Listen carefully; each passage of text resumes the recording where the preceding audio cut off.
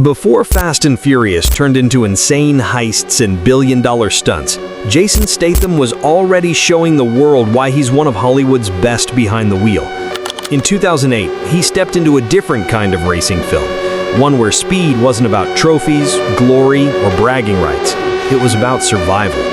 This is the story of DeathRace, the movie where The year is 2012. America is on the brink. The economy has collapsed, crime is out of control, and prisons are bursting at the seams. Desperate to profit off the chaos, corporations step in and privatize prisons. But they don't just manage inmates, they turn incarceration into entertainment. Think gladiator arenas, but instead of swords and shields, the weapons are four-wheeled beasts built for destruction. The result?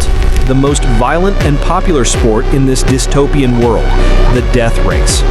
Freedom. If you win 5 races, you walk free. But if you lose, well, you don't walk away at all. Enter Jason Statham as Jensen Ames, a former racing driver whose life is torn apart when he's framed for a murder he didn't commit. He's shipped off to Terminal Island, one of the deadliest prisons in the country. Inside, the warden has one offer: race as the legendary masked driver known as Frankenstein, a mythic figure the audience believes is still alive.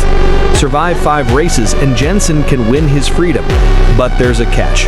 Nobody survives. Winning even 1 race is almost impossible. Now let's talk about what made this movie unforgettable: the cars. Statham's ride is the centerpiece, a heavily modified 2006 Ford Mustang GT. And this wasn't your everyday Mustang with decals slapped on. This thing was a monster. Steel armor plating across the body, bulletproof glass, twin M134 miniguns mounted on the hood, grenade launchers, a smoke screen, and even an oil slick dispenser straight out of a video game. In the film, it's known as the Frankenstein Mustang. Behind the scenes, at least 6 different Mustangs were built for production. Some were fully functional stunt cars capable of high-speed maneuvers. Others were stripped-down shells built specifically for jumps and crashes. A few were destined to be destroyed in spectacular explosions. The production: a Dodge Ram pickup reinforced with steel and fitted with a giant cowcatcher plow built to smash opponents off the road. And let's not forget the death row Buick Riviera, armed with napalm sprayers and spike traps. Each car was an extension of its driver's personality, a reflection of the criminal behind the wheel. These weren't CGI creations. Director Paul W.S. Anderson wanted the audience to feel the danger. He insisted on real cars, real crashes, and real explosions. The stunt team spent months engineering vehicles that could drive with actual armor and weapons bolted on. That's why the film's action feels so heavy, so gritty, and so dangerous, compared to many modern CGI-laden Atlas comes when the Dreadnought hits the track.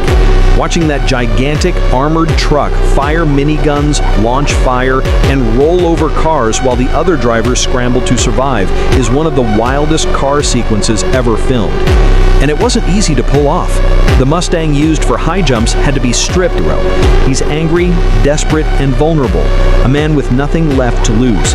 And Statham, being the dedicated actor he is, trained with professional stunt drivers and did much of his own driving. You can see the authenticity in his performance, every behind the wheel. The supporting cast made the world even richer. Tyrese Gibson, known to most of us as Roman from Fast and Furious, is an uneasy ally. Ian McShane brings his signature gravitas as the coach, a mentor figure with some of the film's best one-liners. And Joan Allen, as the cold, calculating warden, adds layers of menace, ensuring that the death race is always deadly wasn't an original idea. It's actually a remake of Death Race 2005, a cult classic released in 1975, starring David Carradine and Sylvester Stallone. That version was campy, over-the-top, and darkly comical. Drivers would even score points for running over pedestrians. The 2008 film kept the core concept. When it hit theaters, critics were divided, and car movie fans, Death Race was a gem. Real cars, real crashes, real danger. Muscle car fans drooled over the Mustang, its own. Even today, car forums and fan communities rank it as one of the greatest movie cars ever built. Looking back, DeathRace was more than just another car action flick.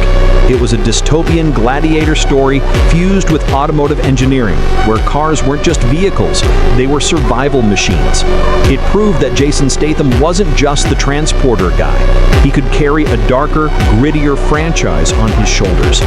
So the next time you think of iconic car movies, don't stop at Fast and Furious or The Transporter.